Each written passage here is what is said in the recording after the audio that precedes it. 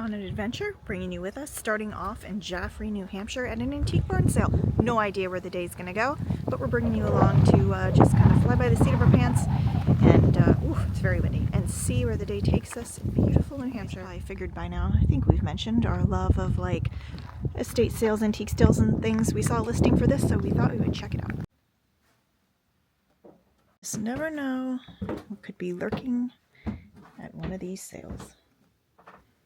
Typically not much, but sometimes something and the possibility of something is kind of what makes it fun.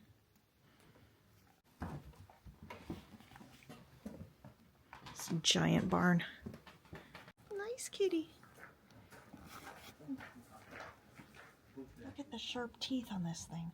Kalima, Kalima, look at us, score. See, you never know. So, yes, this thing is toasty and past its prime, but we got it for 20 bucks. And an Indie Temple of Doom lunchbox for 20 bucks. I don't care what condition it is in, it is coming home with us because the kid is a huge indie collector and he'll still want this for his collection even though it's like not in good shape. So that's what we got. Hey guys, you're in for a real treat. We didn't realize how close to this we were and quickly decided that we had to stop. This is the Cathedral of the Pines in Rindge, New Hampshire. A very, very special, beautiful place, as you'll see in a minute, with a very touching backstory. This place was started in the 1930s, I think 37 if my memory is correct. We'll find out in a minute. By the Sloan family, and it was originally a place that they buried their son who they lost in war, and then opened it up and made it a veteran cemetery here in the mountains of New Hampshire. And we're gonna take a look. I'll fill you in on the rest of it. We'll take a little walk. There's beautiful views. There's a really cool little military museum inside as well we'll take a look at. It's just a very peaceful, touching, faith-filled place that's really, really lovely. So I'm gonna take a little impromptu look here. I'm really glad this worked out. Come in here and go down here and see the military museum, but it is closed today. So, I mean, because we're kind of off season, but they have a really cool museum with some actual, like, treasures, a lot of World War II things down there. I will insert some pictures now.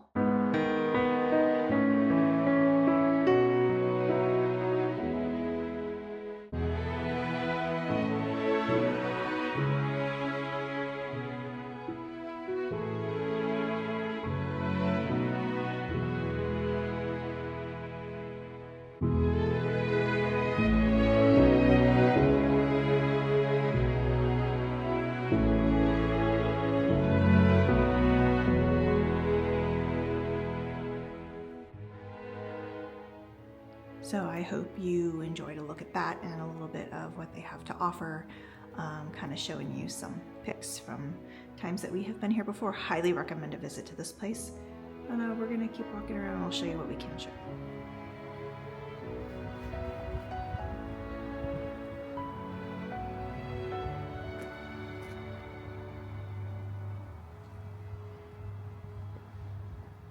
This is the Women's Memorial. Right here, 2 women that have served, and lots of really lovely memorials throughout. It's very, very park-like, very peaceful and beautiful. A wonderful place to come and reflect, and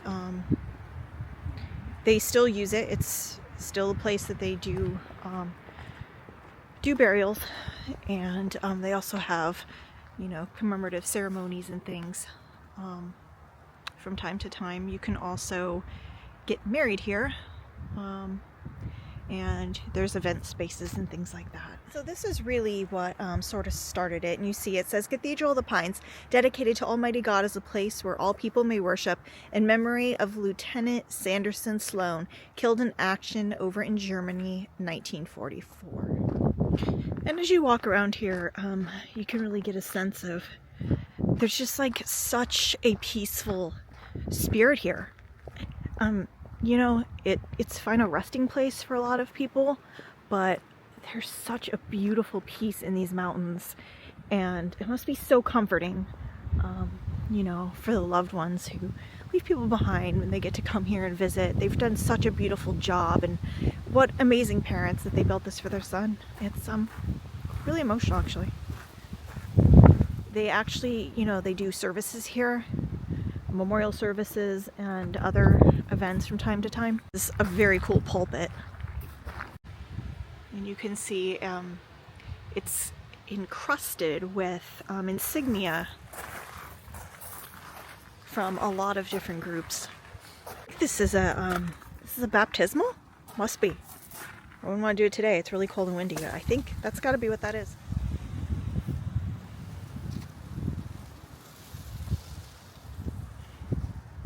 It's so beautiful. I mean, they built this, but everything looks really, really organic and is just like, you know, meant to be here. And I know that the family, when they lost their son, they were just devastated. And they wanted to help give back to, you know, other parents who have lost their children to, you know, World War II and other conflicts. So, I mean, what an amazing way to honor their child by making it a place of peace for other parents. I think it's just, you know, so amazing. Oh, is it there? And so it started with, I'll take you guys over here, Sanderson Sloan's grave. His son's grave. He died at 3 years old. Oh. Sad, but, you know, really moving. The parents that started this, they this is their final resting place as well, with their son just being right up there. But yeah, they have been interned here as well. The founders of the beautiful Cathedral of the Pines. So really amazing. Here we got an amazing conversation with this guy who lives locally and helps take care of the grounds, and is a veteran himself and everything. Really great guy, and we ended up, you know, crying it out with him and hugging by the end of the day. And, yeah, everybody that we've ever talked to who works here, I've never come on such a cold day, or I don't think I've even been here in the fall. This would be a great place to come when it's like peak color, but I think we usually come in like the spring and summer. But everybody who works here is really wonderful, and there's just such a wonderful peace about this place. So really nice and inspiring.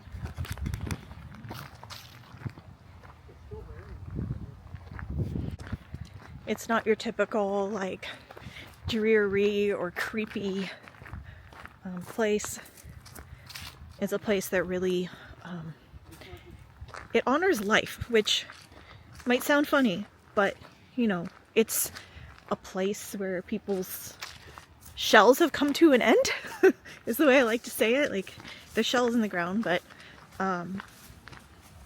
it honors their lives. It feels really alive, even though it's a place of death, which is, you know, kind of amazing accomplishment considering, you know, you go to some cemeteries and you're like, okay, yeah. But this place has a really interesting feeling. When they bought the land, it includes about 200 acres, and it was divided amongst the children. The whole thing was like they were all going to live on it together, and then their son passed away. So unfortunately they ended up having to bury him here. But then they opened it up for others. So very kind. Not something they had to do by any means, but it's something that they did just because that's the type of people that they were. Like I was saying, this is Rindge, New Hampshire. How far are we from Keene? Like 30 minutes. We're like 20-30 minutes from Keene. We're kind of like western central, more west I would say though, New Hampshire. Really beautiful area. We kind of, you know, left our house on the coast and drove across. Now given, the New England states, not huge. Maine's the biggest of them, but New Hampshire's not giant, so it's easy to, especially just driving across. It's quick and easy, but if you're anywhere in the area, this is a wonderful, wonderful place to stop. Again, I'm so glad that it worked out the way it did, that you guys get to see this today. Wasn't expecting it, kind of forgot how close we would be to it. Here is the prayer of St. Francis of Assisi. Continuing on, so there's lots and lots of paths. There's other offshoots of trails. We're just kind of sticking to the main loop here, but if you wanted to come, you could actually kind of make a hike out of it. But we are just doing the main loop around to just give you guys kind of an overview of what you can find here at the Cathedral of the Pines.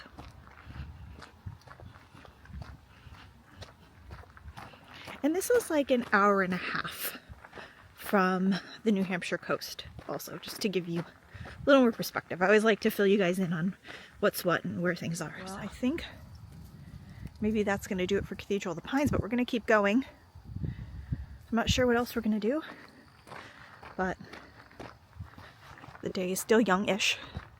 I think he found an antique store close by, so we're going to check that out and see where the day takes us. So let's keep going. The antique store we're going to is closed, but I just had to stop and show you guys this amazing little town. This is something from a freaking Currier and Ives Christmas card, or a Norman Rockwell painting, or something from a Hallmark movie. I don't even know, like all those things. Like, I'm standing in the middle of this town green, and this is Fitzwilliam, New Hampshire. And get this, this is one of 8 original New Hampshire towns, deeded by colonial governor Benning Wentworth, and it was one of the 8 towns founded by Scottish settlers. So I'm in the right place, and there's just something about this little green in this area that it has like the look, and I had to stop. And let's see what we have here. See, there is history everywhere. You just never know. You have to get out and find it. All right. See, amazing stuff here, guys. The veteran captain of the French and Indian War, born in Woburn, Mass, settled here 1765, is an original proprietor of Monadnock No. 4. Yes, so this Fitzwilliam was called Monadnock No. 4 before it was called Fitzwilliam. After the Battle of Lexington, he recruited several companies to form the 3rd New Hampshire Regiment, which aided General Stark at the Battle of Bunker Hill in the Revolutionary War. If you guys did not yet, go back and watch the other vlog I just posted on General Stark, because this ties in beautifully. I couldn't have planned this better myself. Amazing. He was commissioned as a brigadier general following the siege of Boston and his engagement at the Battle of Ticonderoga, which I also talk about. So you see, everything here is intertwined. Whoa, look at this old like water pump. Is it? Oh, it's locked up. It's like bungee, but it is so cool. And here, what does this say? This is beautiful. Don't know what this is. Names. Soldiers who died for their country in the rebellion of 1861. Oh, interesting. I've never heard it quite worded like that. Of course, that would be a Civil War memorial. It's different from the ones that you typically see that have like the guy on it, that like all New England towns have. It's very cool though. But look at this. You've got the church, the fountain, the square, these beautiful old homes here. We're like in the middle of the mountains. Ah, I love this. Leaves crunching beneath my feet. I wish I could transport you all here to just enjoy this moment, because like it's one of those, you know, sometimes just the ordinary, and you go through life and you just capture like this little moment that just feels like right. It's kind of what I'm dealing with right now. And that's the thing, like, you never know where a day's gonna lead and what you're gonna find, and there's history everywhere, no matter where you live. There's a lot in New England and so much in New Hampshire, but wherever you guys are, there's history, and I encourage all of you to take drives, get out, find something new. Just go for it. All right, made it to Keene, to just outside Keene, I should say. So we are now very close to the Vermont border, and another antique shop. There's a few here. We've been here, but only once and years ago, and on a very tight time restraint. We don't have that time restraint now. I remember this being a pretty good store, so we'll see if we can find anything. We're not looking for anything in particular. It's just fun to look. And then I think after this we might go walk around Keene and show you guys that. So we're good stuff ahead. Found this print, which is quite tempting to tell you the truth. I like it because it's not just George and Martha and his niece and nephew, but they've got Billy in the background, and he was his very trusted, now the word I'm about to use doesn't sound nice, but manservant. It is what it is, guys. Like, it's not good, but at the same time, like, he loved Billy Lee, and he went everywhere with him, even into battle, and he considered him like family, and the feeling was mutual. That's the thing. Like, he loved General Washington as well. And say what you want, don't really want to have an argument on it. It's a fact. Like, they had a real love and companionship, even though the circumstance was not good. He wasn't a free man, but he had a good life at Mount Vernon and many adventures with General Washington. He wrote many things about it himself, and he would tell you that himself. So rather than putting words into his mouth, we could just say, you could probably tell my tone, I'm a little testy, just because everybody, you know, it's a contentious issue these days, but one that is a road I'm not willing to go down, because separating emotion from fact, not smart. The fact is what I told you, and they had a close kinship.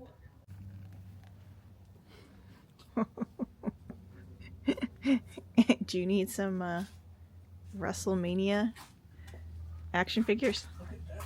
Giant. Whoa.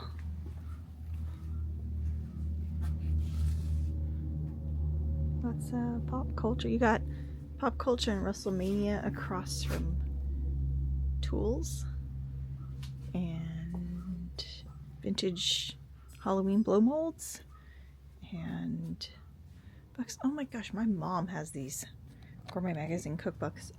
See, you just never. Whoa, Star Wars box set. We have a bunch of those. I don't think this is one that we need, because we have like all the different versions already. But see, you just never, ever, ever know where you're gonna find in a place like this. It's fun. I really like old viewfinder reels, and I found this one that's cool. It's like in this, and it is The Love Bug, Disney's The Love Bug, the movie. And fun fact, growing up, we went to church with actor Dean Jones from Herbie and the Love Bug. Really nice guy. I remember a few times that was church on the way in Van Nuys, California, and my mom being like, oh, that's Dean Jones. Like, he sat right next to us one time, and we didn't make a fuss or anything, because he was just, you know, going to church like anybody. But yes, one of the famous people that we went to church with growing up. Kind of cool. Ah! They're awake. Alive. Ew, do it again. Okay. Ah! Those are gross. How much are those? Oh. What, to put it in somebody's bed? Let them sleep? Yeah, it'd be funny, like you stick it on like the banister.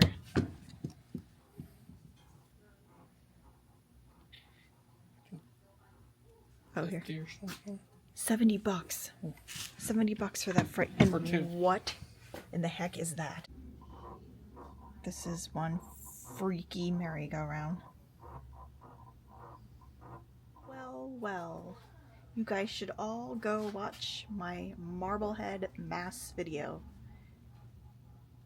to see the original Spirit of 76 painting. Very similar to that. I feel like Gaston lives here. He uses his antlers in all of his decorating. Guys, if this lovely classic slice of Americana of a main street looks familiar to you, that may be because at some point you have seen the 1995 movie starring Robin Williams, Jumanji, where the board game opens up and the children become part of the game. Kind of a mid-90s classic. And a good portion of it, not all of it, the house is up in Canada, and there's some other sites that are elsewhere, but all of the downtown scenes and some other stuff, and a lot of the opening right here in Keene. If you guys were to ask me, you know, some of my favorite actors, I am always going to mention Robin Williams. He will forever be like top 5, if not tippity top of the top. Just an amazing actor, interesting person, played these iconic roles, and you know, it's just such a slice of my childhood for sure. But what a brilliant man. Tragic ending to his life. Almost, you know, hard to believe whenever we talk about it. Oh, it's really hard to believe. But such an icon of the movie world. And downtown Keene is an icon. Oh my gosh. Why does this place have the Haunted Mansion, Disney's Haunted Mansion stretching portrait banners in their window? That is so weird, random. Is it for Halloween? I don't know. And then they've got the nightmare ones there. It's funny. But look at this classic marquee here on this Colonial Theater. Very cool downtown. We haven't been down here for a while. And yeah, so we are in southern western New Hampshire now. Southern? Yeah. Yeah. And close to Vermont. We usually pass through here on the way to doing things there, but on our adventure today we decided that, you know, it'd be a good time to get out and show you guys Keene and check it out for ourselves once again and kind of revisit it. Just kind of discussing it as we were driving around, not knowing what we were going to do. We're like, hey, at this point we might as well complete the journey and adventure and take you guys down here and take a little walk, a little look-see. And then of course got to mention that it's a Jumanji filming site, which is very, very, very cool. And I can see definitely why they chose this. It's just, again, like such a classic looking downtown. Lots of murals. This was definitely, gosh, this looks like an old train station, right? And when a town has something called the Colonial Theater, you know it's a classic. Keene is more hippy-dippy for New Hampshire. Maybe the hippy-dippiest of New Hampshire. Kind of different than the rest of the state. Of course, there's Keene State College here, so that is part of that. And it's close to Vermont, and Vermont is Vermont. Vermont's weird. And definitely has a reputation of being hippy-dippy and lives up to that. So Keene's a little different, but really pretty downtown, and it's nice. It's still New Hampshire, safe and everything like that, but a little different of a vibe. Not exactly my scene, but you know, still fun. Of course, Kate pointing this out. What is that? That, you know, restaurants. It is a Sunday afternoon. Restaurants closed, which is kind of lame. It's not late by any means. It's still early. And sleepy New Hampshire for the win again. And very classic look again with the church at the end, the town green there. We're kind of in town square. This is like Main Street America, as Main Street America as it gets. And that mural down there that says Paris Shoes, that is visible in Jumanji as well. 1747 is part of King George's wars. That's one of the Indian wars like I always talk about that ravaged New England. This town was completely ransacked, burned, and a lot of people were killed, a lot of the settlers. So, and the settlers that came before They paid the big sum of $5 per family to stake a claim here and get their land. So $5. Pretty big bargain for land out here. But yeah, this place saw some turmoil for sure. Where? Up there on the brick Oh building. yeah, lots and lots of murals. We'll go over and take a look at that side. There's kind of more the classic, although he's bronze, so that's cool. But yeah, that's kind of more the classic Civil War memorial. These towns. Look at the classic. I know, that is. I saw that. I know. Why do I love that? That is like the classic push button wait for walk signal. I love that they haven't changed them. This is very like It's a Wonderful Life type town. Strong smell of marijuana in the air, and there is a guy back there like tweaking out. So yeah, different vibe in this town. Like I said, I think there's a reason we don't usually stop, and we're remembering what that reason is now. Again, not that it's like horrible or super dangerous, but not up to standard with the rest of New Hampshire. I mean, things happen everywhere. I'm not saying we're perfect. We're almost perfect. But yeah, this town's a little different. Like I said, hippy dippy. And with the hippy dippy, you get certain policies and a certain psyche, and those things affect the way a town is ran, and you can see it everywhere. Just saying. Can't win them all.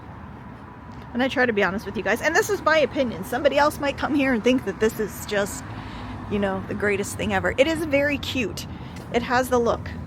But there's, if you look at the next layer, you peel the onion that is Keene, you'll see some weirdness below it. So it's too bad. Super cool. Apparently Barry Faulkner never finished. He's working right here. He's working on it. There he is. Working on the guy. That's really neat. George. I love murals. That's cool. That's clearly Jefferson. 1881. Yeah. Washington Adams. I think that's Rutledge right there. Looking crabby. Is that Ben right there? I don't know. It's hard to tell because they're looking a little, well, unfinished.